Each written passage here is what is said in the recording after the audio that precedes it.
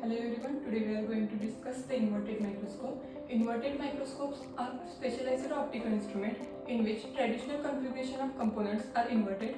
In simple language, we can say that it is similar to simple microscope, but its compounds are just inverted in position.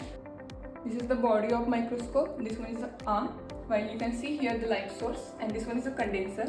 Condenser is used to concentrate the light source on the specimen.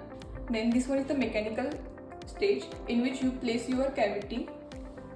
Then below the mechanical stage, here is the nose piece which rotates and it consists the different objective lenses having different magnifying power. Here you can see the different objective lenses having magnifying power of 4x, 10x, 40x and 20x.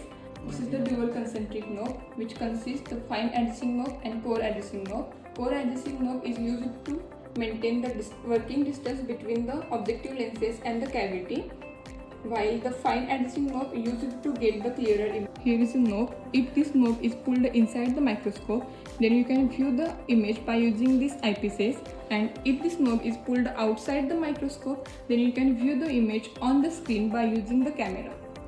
So let's start with the working of the inverted microscope. So let's start with the working. Initially we have to switch on the button. Then you see the light passed from the upward region. Here is one knob. By this knob you can maintain the intensity of your light. Then we have to keep our placement on the mechanical stage.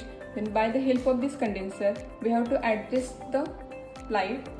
Then by using these two knobs you have to concentrate on your image. Then by using the eyepieces or camera, you get the image of the specimen. To diagnose the nematology extraction specimen, to observe nematodes and to observe the living microscopic cell. It is also used to diagnose the nematology extraction specimen, to observe nematodes and to observe living microbial cells. Inverted microscopes are used in the cell culture labs to observe living microbial cells. It is also used to study the fungal cultures and also used in diagnostic nematological extraction methods to see the nematodes.